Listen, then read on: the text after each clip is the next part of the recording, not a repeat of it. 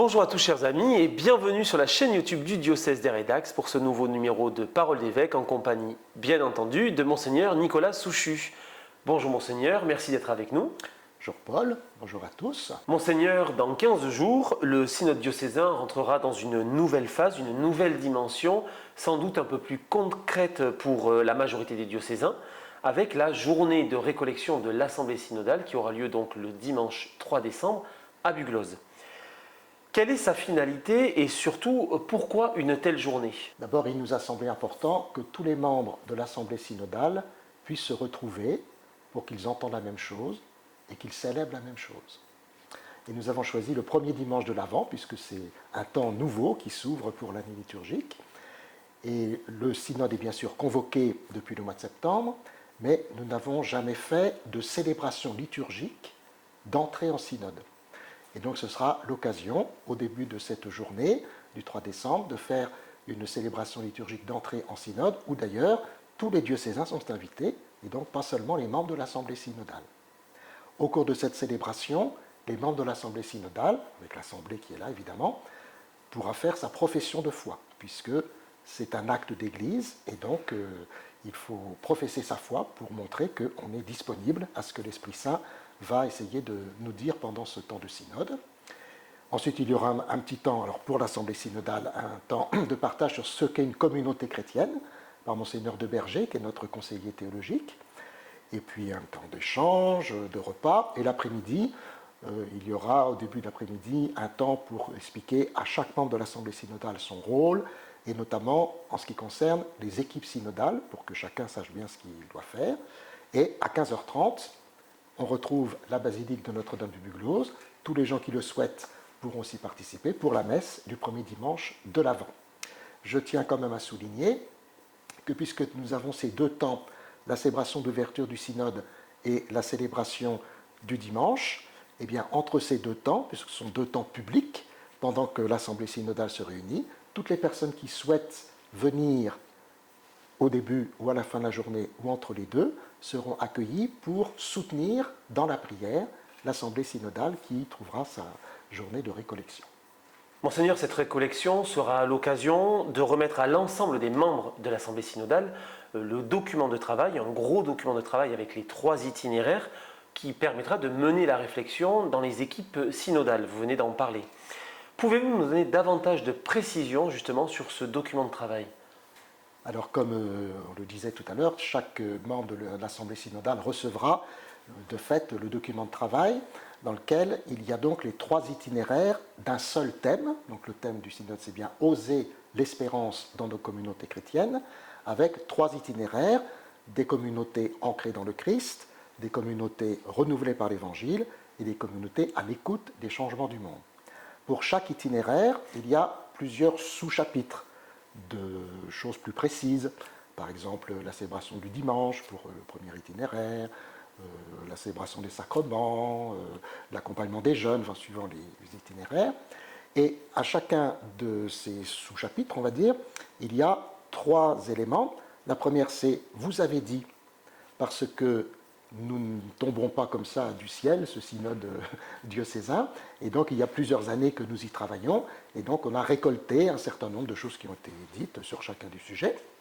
Ensuite, on se met à l'écoute soit de textes de la parole de Dieu, soit du magistère de l'Église, pour bien centrer, non pas sur ce que nous voulons simplement dire, mais que nous soyons éclairés par ce que dit l'Église et le magistère de l'Église. Et puis, ensuite, il y a des questions à partager, pour que, justement, à partir de ces questions, elles puissent être remontées ensuite au Conseil synodal qui permettra que l'Assemblée synodale du mois de novembre prochain, en fonction de tout ce qui aura été remonté, permette sans doute de faire des premiers choix de propositions. Et ensuite, il y aura un deuxième temps de travail des équipes synodales en 2025 pour qu'à l'Assemblée synodale de mai 2025, il y ait vraiment non seulement des propositions qui sont faites, mais des votes d'orientation pastorale. Monseigneur, le mois d'octobre a été un mois intense, avec notamment sur la fin du mois 2 gros rassemblements. Je parle du rassemblement des lycéens de la province de Bordeaux, mais surtout le grand rassemblement national Kérigma. Comment est-ce que vous avez vécu ces 2 temps ? De fait, ces 2 temps étaient au même moment, au même endroit. Et donc les évêques des deux provinces de Bordeaux et Poitiers, nous avions estimé que c'était possible de vivre les deux, les jeunes habitant plutôt à la cité Saint-Pierre, et puis en leurs activités à Sainte-Bernadette, et puis le grand rassemblement kérigma qui était plutôt dans la basilique souterraine Saint-Pédis. Alors, il était convenu que les évêques, le samedi, nous étions totalement à kérigma, que le dimanche, ceux qui le pouvaient étaient avec les jeunes lycéens, ce que j'ai fait, et puis le lundi, on revenait avec kérigma. Donc je n'ai pas tout vécu de kérigma, je n'ai pas tout vécu du rassemblement des jeunes, mais ce que j'ai vécu, c'était vraiment de belle qualité, aussi bien pour les lycéens. Ils avaient pris le thème qui est un petit peu le thème des pèlerinages, aller construire une chapelle, donc bâtir sur sa maison sur le roc, bâtir sa vie sur le roc, à travers les sacrements notamment, avec une catéchèse des évêques le dimanche après-midi. Il y avait un très beau temps le dimanche matin avec le Cenacolo, qui est donc une maison qui accueille des personnes qui étaient souvent liées à la drogue et tout ça. Enfin, c'était très beau. Ils ont fait une belle matinée avec les jeunes, la messe. Et puis avec kérigma, alors ça c'était vraiment aussi un très beau temps. Alors d'abord ce qui est intéressant, c'est que nous étions 50 à peu près personnes du diocèse. C'était une des grosses délégations diocésaines, en tout cas la plus grosse de la province de Bordeaux, ça c'est sûr, avec des gens qui étaient évidemment tous plus ou moins engagés dans la formation, dans la catéchèse, dans le catéchuménat. Voilà. On a commencé par une célébration baptismale, pour bien mettre les choses sur le fond. Et ensuite, tout le samedi, il y avait pas mal d'interventions le matin pour montrer un petit peu ce que, finalement, regarder la mission sur un ensemble chronologique, disons d'une certaine manière. Dire un petit peu ce que c'est que le kérigme, le rappeler. Et je crois que beaucoup de personnes ont compris ou entendu que le kérigme, c'était à la fois, de fait, l'annonce de l'essentiel de la foi chrétienne, mais le kérigme, c'est aussi celui qui annonce. Et donc, nous sommes tous des kérigmas, d'une certaine façon, de ce point de vue-là. À partir du moment où on a bien senti que ce qui est à l'intérieur de la foi chrétienne, ce qui est l'essentiel, eh ben, celui qui reçoit, il est aussi celui qui transmet. Donc ça, j'avais que c'était intéressant. Puis il y avait des carrefours, de plein d'idées qui ont été données. Il y a eu la conférence du cardinal Bustillo, à laquelle je n'étais pas, puisque c'était le dimanche, mais j'en ai tellement entendu parler, c'était comme si j'avais été, parce qu'elle a beaucoup frappé les gens, parce que je crois qu'il a eu un langage assez clair, facile, net. Voilà. Et donc ça, c'est important que les gens repartent avec une envie vraiment de renouveler finalement la catéchèse au sens large du terme. Et puis, de fait, le lundi matin, nous avons eu un petit temps en province, et donc chacun a pu dire un petit peu ce qui était l'essentiel de ce qu'il avait retenu. Et ce temps de rassemblement de kérigma, c'était le deuxième temps de toute la démarche.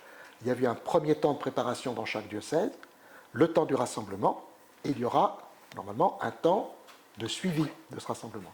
Alors nous avons convenu, d'une part, que les responsables de kérigma de chaque diocèse viennent à la rencontre des évêques de la province au mois de décembre, pour partager un petit peu. Et pour le diocèse, il y aura un samedi matin de janvier où on reprendra avec les participants du diocèse à kérigma pour voir qu'est-ce qu'on en retient et puis qu'est-ce que ça peut devenir et comment on engrange tout ça dans la démarche de notre synode diocésain. Nous enregistrons au lendemain de votre retour de Lourdes. Vous avez vécu l'assemblée plénière d'automne des évêques de France. Quels ont été les dossiers les plus importants et quel temps fort vous a particulièrement marqué ? Alors un petit peu trois catégories. Il y a les textes que nous avons votés, qui sont tous liés à l'actualité. Donc il y a un texte qui nous interroge quand même beaucoup sur l'inscription de l'avortement dans la Constitution.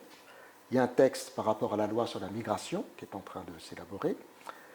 Bon, un petit peu sur la fin de vie, mais là on n'a pas aussi... Enfin si, on a retravaillé un petit peu ça. Et puis un texte sur les jeunes, parce qu'il nous a semblé qu'après les JMJ, après le rassemblement à Marseille avec le pape, c'était important de redire aux jeunes qu'on compte sur eux et que l'élan qui a été celui des GMJ, il faut qu'il continue là où nous sommes. Donc ça, c'est un premier chapitre, si je puis dire. La deuxième chose, c'est les thèmes que nous avons travaillés entre nous. Alors, il y a surtout celui de la mission. Alors, ça faisait vraiment écho à kérigma. Kérigma, c'est vraiment le centre du cœur de la foi. Et là, c'était remettre la mission en perspective et puis se donner peut-être des choses plus fondamentales sur une théologie de la mission. On a travaillé à partir de ça. On a aussi eu un temps de travail qui était intéressant au point de vue des abus sexuels sur les personnes d'abus sur les personnes majeures. Parce que autant une personne mineure, si je puis dire, a la protection juridique, autant une personne majeure, c'est plus compliqué. Et donc, on a essayé d'analyser ça et de voir comment est-ce qu'on pouvait, nous aussi, les accompagner. Et puis, la troisième chose, c'est, ce qui m'a le plus frappé, c'est tout ce que nous avons fait autour de la paix. Alors, à la messe télévisée du dimanche, nous avons prié plus particulièrement, donc en lien avec les Arméniens, les Ukrainiens et puis la Palestine. Nous avons aussi partagé des vêpres avec les Arméniens ou avec les Ukrainiens le dimanche soir. Et puis le dernier jour, nous avons porté 3 gros cierges, donc un pour la paix en Arménie, un pour la paix en Ukraine et un pour la paix dans le conflit israélo-arabe actuel. Voilà. Et ça, c'était vraiment des temps forts. Et je crois que c'est important de pouvoir porter l'actualité dans la réflexion que nous avons. La prochaine fois que nous nous retrouverons, Monseigneur, nous serons en plein temps de l'Avent. Et cette année, c'est un Avent qui sera vécu avec le début du synode, vous l'avez dit tout à l'heure, ce synode dont le thème est « Oser l'espérance dans nos communautés chrétiennes ». Comment est-ce qu'on va pouvoir lier l'un et l'autre pour vivre ce temps fort? Le temps de l'Avent, c'est un temps de veille. Et donc, oser l'espérance, c'est se mettre en veille. Et c'est ce lien que je ferai d'ailleurs à l'homélie de la messe du 3 décembre, où, profitant du fait que nous avons vraiment ouvert ce synode diocésain, et donc la première assemblée synodale, la récollection, eh bien, puisque tout le diocèse est en synode, eh bien, tout le diocèse est particulièrement en veille pour pouvoir oser l'espérance. Et que si on n'est pas en veille, on risque de ne pas oser, d'une part, et on risque de ne pas croire à l'espérance. Et donc je trouve que c'est très intéressant que ce temps de l'Avent arrive au bon moment, au moment où désormais on va travailler le thème général de notre synode à travers les 3 itinéraires et que cela nous mette bien tous en veille pendant ce temps de l'Avent. Merci Monseigneur pour ce temps partagé avec vous. Merci à Julie pour le montage et la réalisation de cette vidéo.